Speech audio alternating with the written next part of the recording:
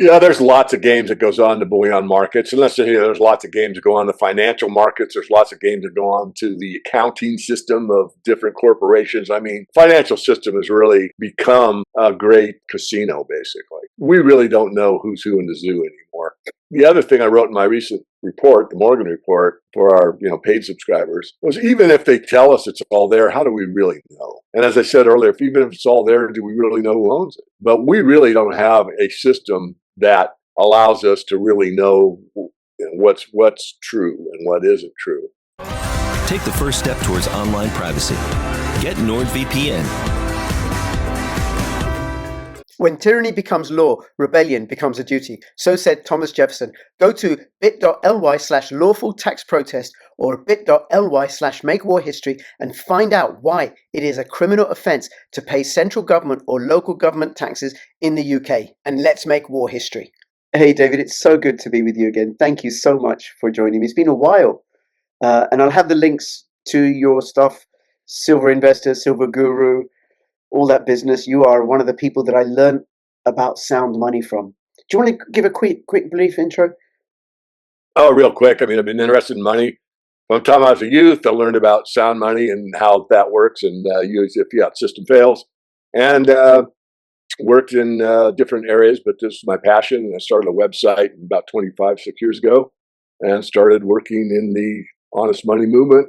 Resource Stocks, write a financial newsletter. It's been a real roller coaster ride with the ups and downs in the metals markets, but it's been almost 100% fun. There's been some dips, but no, I'm really passionate about it. I love doing it. Yes.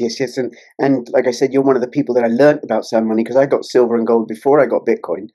And the other thing, the many things that I appreciate about you, David, because we've already been chatting for 15 minutes before we started recording, is you're not. You can see, I think you see the value of Bitcoin as sound money. Sound money has the same qualities as silver and gold. It just doesn't have physicality. Well, I would say I'm very much aligned with the white paper, the initial one. But as I said in my Crypto Conspiracy series, which is 30 podcasts, if you go through that on my website, it's all for free. I've changed my opinion of Bitcoin because of it changing. In other words, the original mandate, again, I'm aligned with, but what's happened is basically the banking system has taken it over, and there's a control mechanism. It's really not as diversified as we would wish. The whales and the big boys kind of own it. You got the ETFs to prove it. You got BlackRock to prove it. So I think the original place where it started, very much what brings more freedom to everyone, but under the current circumstances is pretty much 180 degrees out from what it started to be. Yeah. Well, I think the capture of it by large institutions was inevitable. And of course, they're able to move the price in a way that small people can't, and they'll just grab it up. But it has spawned, I mean, the technology is incredible, and it has spawned private cryptocurrencies like Pirate Chain, like Monero, that can't be captured in the same way. Because you can't tell who's got the most Pirate Chain. You can't tell who's got the most Monero. So you can't move the price in the same way. Okay. Now I want to talk to you about what's happening with gold, and of course with silver, and then what's happening with the City of London, London's gold disappearing. But you had a criticism about Bitcoin, or rather about Bitcoin mining. Do you want to say something about that? Yeah, very quickly. There's a friend of mine that he's a precious metals guy, but primarily an energy guy. And he started looking into the Bitcoin miners, and I started following what he was uncovering and looking at the financial statements of the major Bitcoin miners like Riot and Marathon. What you find is that the true all-in sustaining cost for Bitcoin from those major miners is roughly 100,000. So they're basically mining Bitcoin for a push. They mine it for 100,000 and it sells for 100,000. And no business can stay alive forever with break even. You've got to make a profit, at least at some point. So what's happened is that these Bitcoin miners have diluted their shareholders, which is really typical in the resource sector with these junior mining companies. They keep issuing more stock, that's inflation. They issue more currency without a commensurate amount of increased productivity or increased products, dilutes the shareholders, meaning each share is worth less, and each share of this stock is worth less. So if you look at Marathon stock price or Riot, you'll see the share price keep going down and down and down. and yet Bitcoin up until recently was making new highs.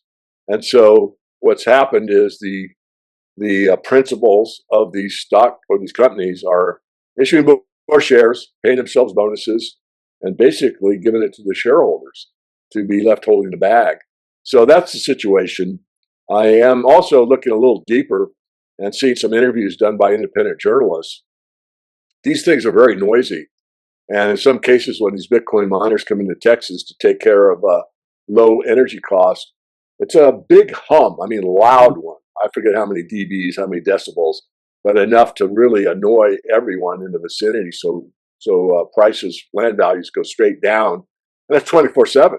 These things run. And the last thing is the depreciation. Most of these Bitcoin miners are good for 2.5, 3 years at the most. So no banks will loan them any money. So the only way they can gain new money, because they're not making a profit, is to issue more shares.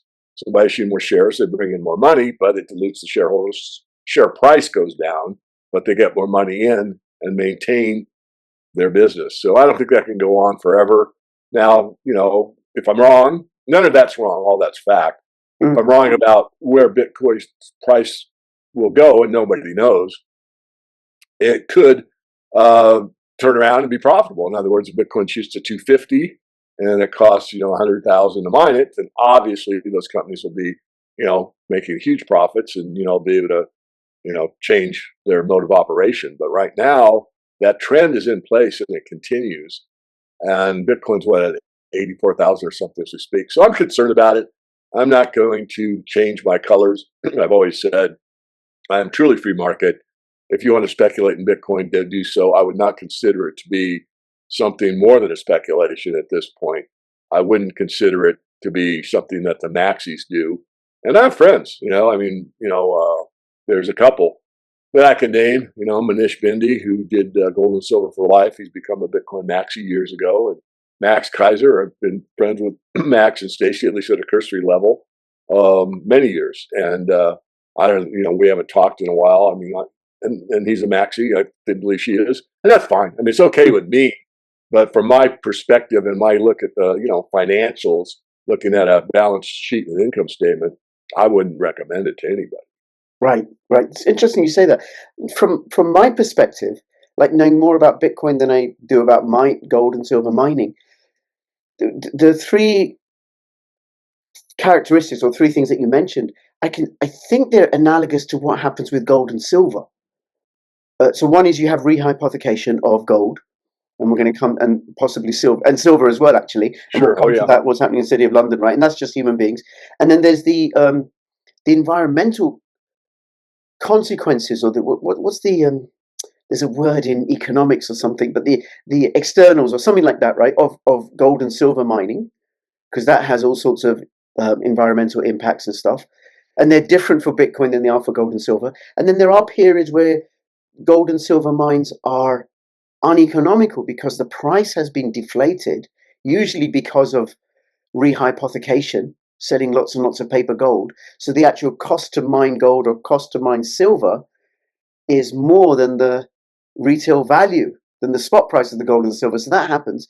And then with regards to what you're saying about the cost of Bitcoin mining, and I think this would also apply to gold and silver mining perhaps, that when it gets too expensive to mine that form of money, inefficient miners close down or they suspend operations. So then the supply gets reduced, and then you have the price goes up because supply is reduced. Now with Bitcoin, the supply doesn't get reduced, but the difficulty goes down. So when you have less miners mining Bitcoin, well then the number of Bitcoin gets shared out between fewer miners. So then it becomes profitable. So I think in that way it works out. And I actually consider it bullish. And I'm not sure if I could explain it why it's bullish, right? But, and also given where we are in the 4-year cycle, we had the halving in April last year. What's happened in previous 4-year cycles is the price reaches an all-time high about 18 months, 35, 36 weeks after the halving. Is that 35? Yeah. Well, 18 months after the halving, which would be October, November. Where it's going to go, I don't know. Because there's all sorts of surprises, including, David, you may not know about this, but I saw a little clip before we started on X of Elon Musk his Doge have found 14 magic money machines within the government. Did you know about this? No, it's news to me. No, these are, and it's just a minute-long clip. These are machines, or computers, within 14, they found 14 of them within government departments that just create dollars out of thin air. It's not even going through the Federal Reserve. Yeah. I was like, I mean, I'm not shocked. you and I were talking beforehand about some other issue and I said human beings being human. I mean, David, no one's going to watch this, right? No one's going to know. But if you and I had the capacity to magic gold, we discover, wouldn't we? The temptation, we could just make gold. It'd be hard to resist. That's right. And I know you, David. I like you. Maybe one day we'll meet in person. I'll do you a favor. Here's a little bit of gold I just made. Don't tell anyone. Nudge, nudge, ring. Right? Yeah. Cousins getting married. Here's a little bit of gold I just made. Don't tell anyone. That's how human beings are. Yeah. So there you go. So you said something I want to reiterate that, as the Bitcoin miner fleet contracts, the algorithm gets easier to solve. And that's a big difference between that and gold mining, because in gold mining, if it gets more difficult because the grade decreases, let's say, there's nothing in nature that changes that. No. So there is kind of interesting about Bitcoin. I did think about that, not deeply, but I think it's a good point. I didn't want anyone to miss it. That's why I wanted to say it one more time. Yeah. No, thank you, David. And I really appreciate you bringing up this point before we started recording, because where people disagree, it's really, really important to discuss. It's really, really important to discuss, and then also, in the end, the market is going to decide whether it's Bitcoin, gold, or silver. Or I actually think Bitcoin, gold, silver, and privacy cryptos, especially with the. Well, certainly it looks that way. Sorry if I interrupted, but you've got this purported Bitcoin reserve going with the federal government of the United States. And then we've got all this talk about, the gold and we'll get to in a minute, about a lot of it being repatriated to where it belongs, and accounting, and perhaps a revaluation of gold, and perhaps moving it into a sovereign wealth type of situation to use it as collateral to borrow against or whatever. So there's a lot in both spheres, the crypto sphere and the precious metal sphere, dealing directly with, I'll call it the reset or the new financial system that's really taking place. It just hasn't been set in place, but there's a lot of talk and a lot of energy and a lot of proposals going on as we speak. Yeah. And you just reminded me, I don't know if you know about Bhutan. No. Okay, and many people won't even have heard of Bhutan. It's a tiny landlocked country in the Himalayas. About 15, 20 years ago, I don't know if it changed, you can only get a 7-day visa to visit the country, and then you have to leave. And mostly agricultural, but for about 4, maybe 8 years, they've been mining Bitcoin. Oh, jeez. Okay. They're in the top 10 of Bitcoin holdings by sovereign states. Interesting. They got hydropower and they've been mining Bitcoin, and the country is fabulously rich because of that. Oh, wow. Oh, that's crazy. It's like digging. Wow. It's like they're making money. They're like digging gold, or like Qatar has oil, right? Okay, and London used to have gold, and London was the heart of the British Empire, ruled, was it, a quarter of the world's population, and all that gold, what little is left, is draining away. So tell us what's happening from your perspective. What do you see, why, and who's doing it, and what's going on? Well, gold has entered the monetary sphere. As I said a moment ago, it looks like there will be some association with gold to the new monetary system. Perhaps not, but it's being discussed.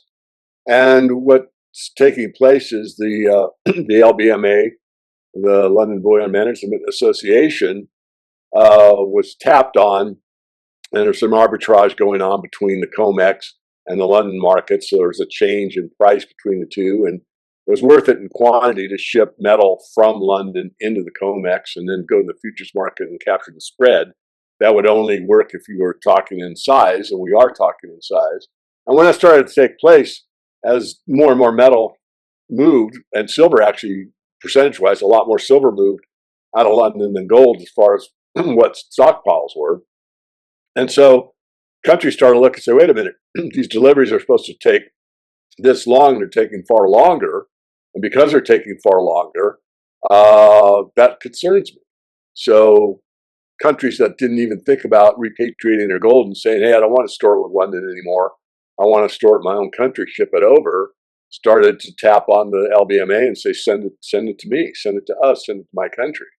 And that is taking place. So that kind of furthered the issue that more countries said, wait a minute, it's taking 4 to 8 weeks. How much have they got? Do they really have what they say?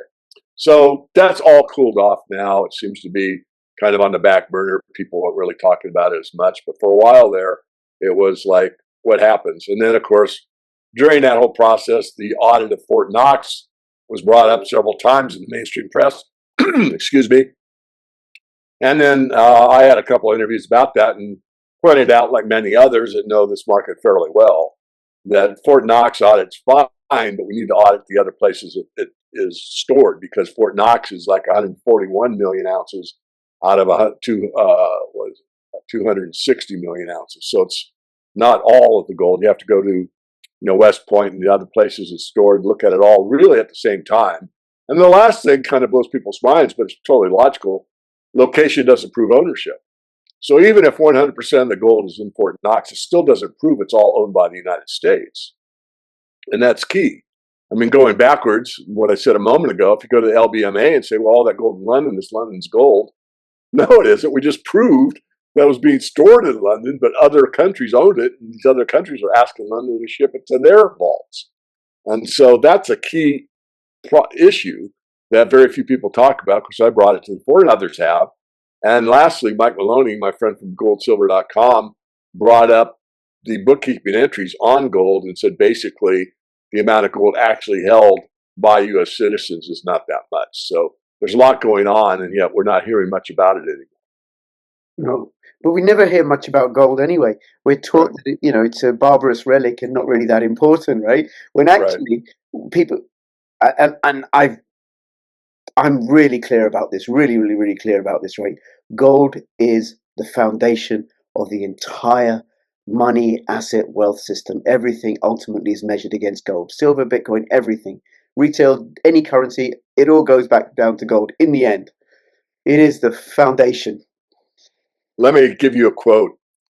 Jim Dines was influential in my life. He was a financial newsletter writer such as myself. In fact, he influenced me so much it spurred me to get into the business. But he's written several books. He passed away a couple of years ago. But here's the quote: "Gold is the monetary hitching post of the universe." That makes sense. The monetary hitching post of the universe. Everything. All caravans of wealth are tied to gold. Yes, absolutely. Okay. I didn't know that the drain had slowed down, and I didn't know about the drain of silver. What I did know is that it was taking 4 to 8 weeks for delivery, because they were going to the market to try and lease more gold to supply whoever wanted delivery. Yeah, there's lots of games that goes on to bullion markets. And let's say there's lots of games that go on the financial markets. There's lots of games that go on to the accounting system of different corporations. I mean, financial system has really become a great casino, basically. So it's not gold only, as you point out, and that's a very important one. But we really don't know who's who in the zoo anymore. I mean, it's funny, but it's not funny. It's not humorous, because we really don't know. And the other thing I wrote in my recent report, the Morgan report, for our paid subscribers, was even if they tell us it's all there, how do we really know? And as I said earlier, even if it's all there, do we really know who owns it? Yeah. And we're taking so many things at face value, but now alt media like yourself, myself, and so many others, even some of the mainstream media, has become more curious to ask the right questions. But we really don't have a system that allows us to really know what's true and what isn't true. And this is where kind of the blockchain is so interesting, because it's an immutable record. So everything's on there. I mean, I don't want to go into the details, but anybody that, let's say, is gaming the system but does it on an immutable record, that record is on there. So like when the pipeline was shut down on the East Coast of the United States, well, Bitcoin is anonymous. No, it's not. The FBI tracked down the IP address and found out who the criminals were in fairly short order. And so, good or bad, I'm for freedom and for privacy, but, it is what it is. So my point being is that some of these criminal types that may be gaming the system on an immutable ledger may think about it very hard. And are there ways to get around it? Yeah, probably. But you got to be very sophisticated to be able to do that. And so what I'm trying to say, and I'll just spit it out in plain English, when you have an immutable record that's as humanly possible, as accurate as can be, shouldn't be any cheating in theory, Yeah. which is great. Let's have a, up and up system where, everybody involved is on an equal playing field. Wow, what a concept. Yeah. And with Bitcoin, if you give me your Bitcoin address, David, or I give you mine, you can only send Bitcoin to my Bitcoin address. Yeah. I mean, you can send me Bitcoin Cash, I won't mind, but it won't show up in when I look through the Bitcoin wallet. I have to open up my Bitcoin Cash wallet. You can't send me anything else. But with gold, when you were talking about gold, is it really gold? Or is it really, you didn't say this, but I thought of this, is it really tungsten? How do we know, right? The ones on the surface, are they gold? And the ones in the back, it's tungsten? And you got to check each one. It's crazy. Okay. Absolutely. And, to just go on that a bit further, there were issues earlier discovering some gold-plated tungsten. And now I'll let the audience determine for themselves the conclusion they want to draw. But I found it interesting after that discovery that the Chinese take almost all of their gold and re-refine it in Switzerland into kilo bars and then take possession of it. Okay. Is it because Switzerland's reliable? Yeah, well, you're going to get 99 fine gold every time. So if you got a 400-ounce bar that they claim is coin melt at 90%, or maybe a 999 fine bar that's a tungsten coated bar, and you re-refine it to kilos, you're going to find out what it really is. Right. Okay. And then the other thing I've heard is gold sovereigns, the most liquid gold coin in the world. Mm-hmm. I've been told that Iran produces gold sovereigns that weigh slightly less, so they have less gold in them. Mm-hmm. And in all intents and purposes, they look like regular sovereigns, but they might weigh I don't know what the figure is, like a few grams less. But on scale, that's right. A hell of a lot of money. There's a gentleman, I should call him a gentleman, there is an individual that was caught doing that in a different manner. These guns that you use they've been in the larger coin shops, and they'll tell you what the percentage gold is and all that. Well, he would only allow his purchases using his guns, which again was just a few grams, but a few grams over millions of ounces is a lot of money. So he's gaming the system. Honest weights and measures, just putting your finger on the scale a little bit, but a little bit over millions of ounces, that's cheating. They're cheating. Yep. As old as humanity, right? Because I imagine there'd have been gold traders in markets, and the there's physical weights that they would have used, shaved a little bit off, yeah, right. or make them a little bit heavier or something, right? Yeah. Right, depending which way you're going, buying or selling. Oh, you're buying? Okay. Oh, you're selling? That's right. People. Now, well, we said people before they get started. Yeah. Now, the other thing you said about silver being drained from the LBMA. Yeah. I didn't know that was happening. Yeah, very few do, but I'm one of the silver guys, and it's been substantial. I can't quote a number for you, but if you look at the graphs that some of my friends have put out on X, you'll see it's been drained quite substantially. So a lot of it's moved into the COMEX. The COMEX is stocked full of silver right now. A lot of it is gone into the dealer's hands. And a lot of it's also going on to what's called the eligible category, which is long-term investors that can't be touched unless, if and only if, the long-term investor decides to sell. And then they have to take what's called a medallion or and sign off and say, I want to sell the silver. So a lot of the silver that's in, and gold too, but primarily silver that's in the warehouses or vaults of the COMEX are there for storage purposes only. They're not there really for sale. They could be sold at some time or some point, but Basically, it's there for storage. And a lot of people don't know that. They just think that, all the silver or gold that's there is for sale. Well, in a way, it is at the right price. But from a practical perspective, no, it's sitting there being vaulted for some future date at a price that's determined by the owner. And, somebody said, I'm not going to sell my silver until it gets back to 50 or, it gets beyond 50 or what have you. I don't know the future. No one does, but that's the idea. Okay, and then you thinking of the price, because we have gold has reached its all-time highs. It's over $3,000 or about $3,000, and it's in price discovery mode now, right? And I'm sure there's going to be corrections along the way. Silver hasn't yet topped $50, David. Very disappointing. I mean, but not unusual. I mean, when you get this last phase of the bull market, which I believe we've started, gold can lead by a year or so. And then it's kind of like the Bitcoin halving situation that you mentioned earlier in our discussion. And so for silver to start and then catch gold or exceed it percentage terms still is quite possible in my view, especially if gold gets to a point where it gets to be unaffordable for a lot of people.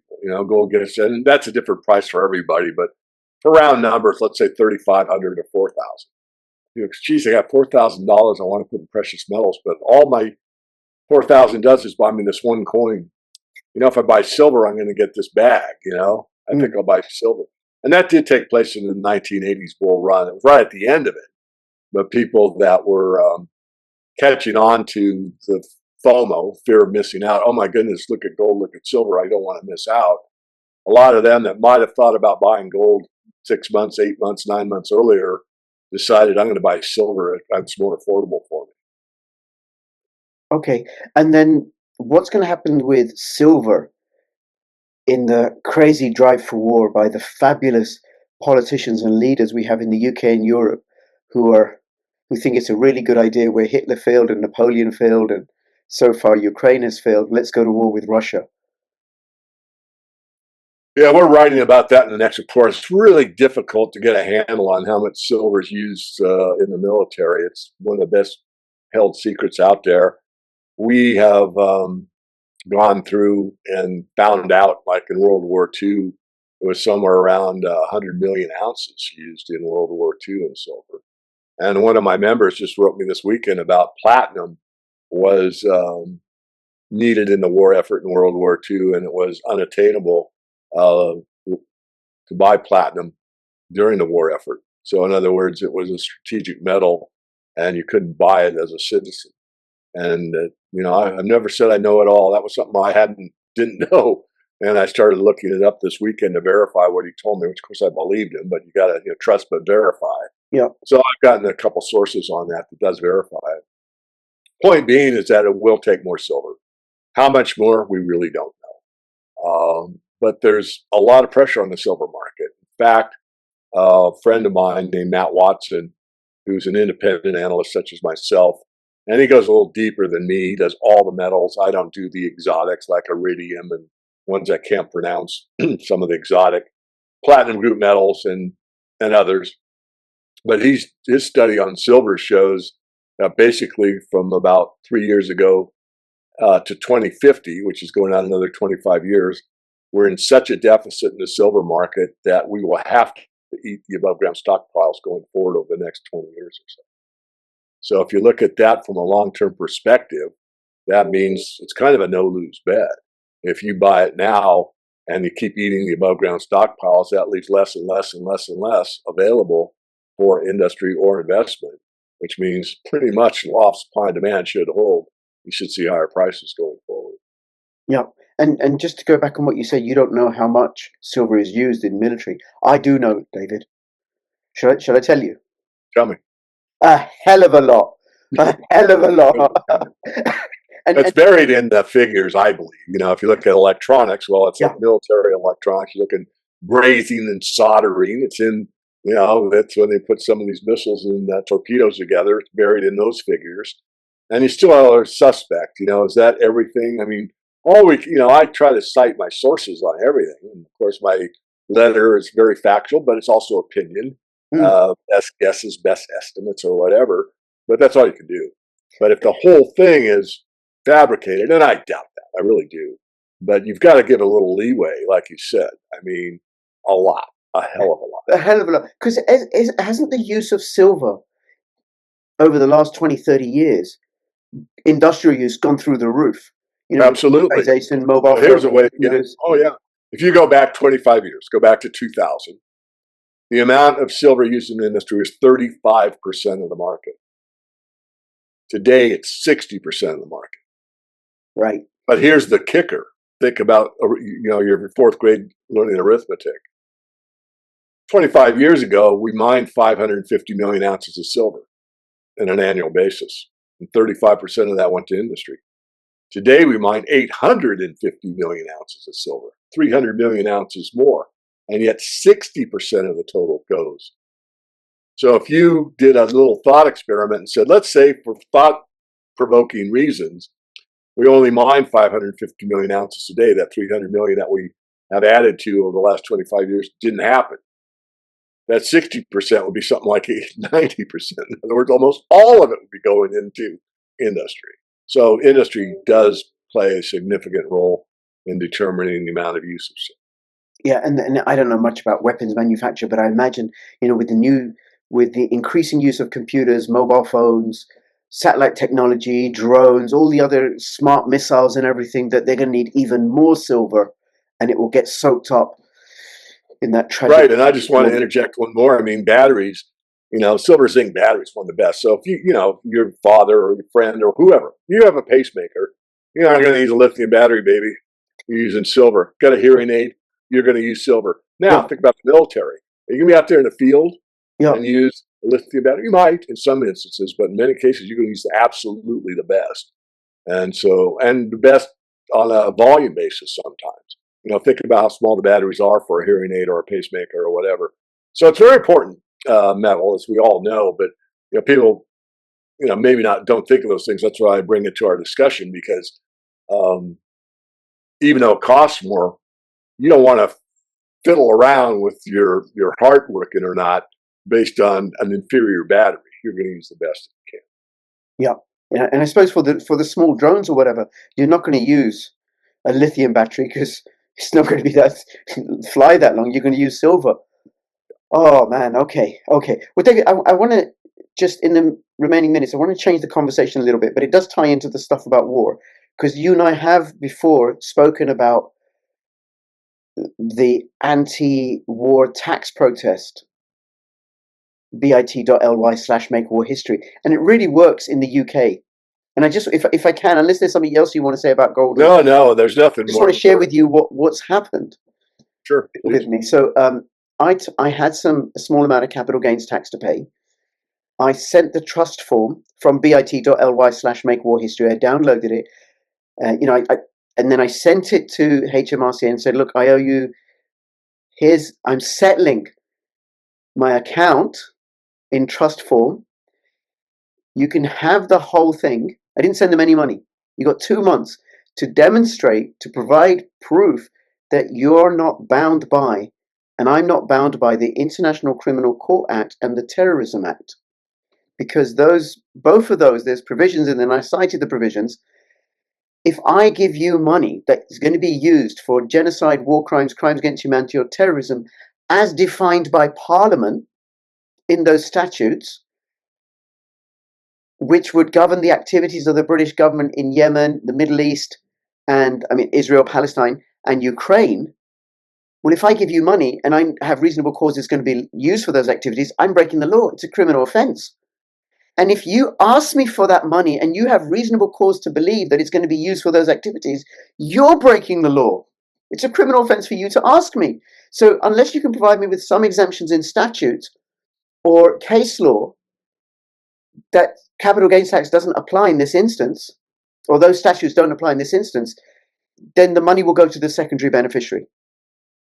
And you got 2 months. And the secondary beneficiary in the trust was me.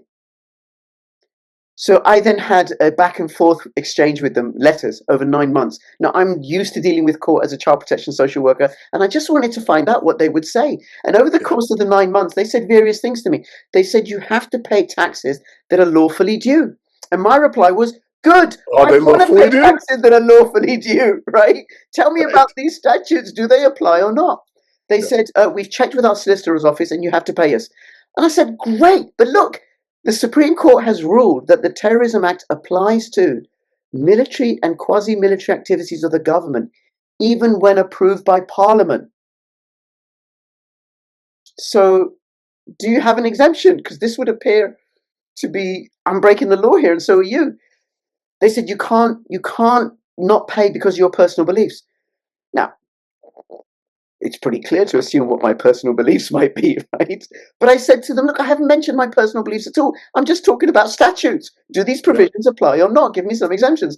And they, was it the other thing that you, look, if you don't agree with how money's being spent, you need to take it up with your MP. And I said, well, actually, if anything, this is a matter for the police. The MPs have already passed this statute. And then in the end, I got fed up. Oh, they passed me on to a couple of debt enforcement agencies who wrote to me and said, look, you HMRC have contacted us. Please contact us so that we can make arrangements for you to pay us. And I said, do you have a properly executed, fully legally compliant court order?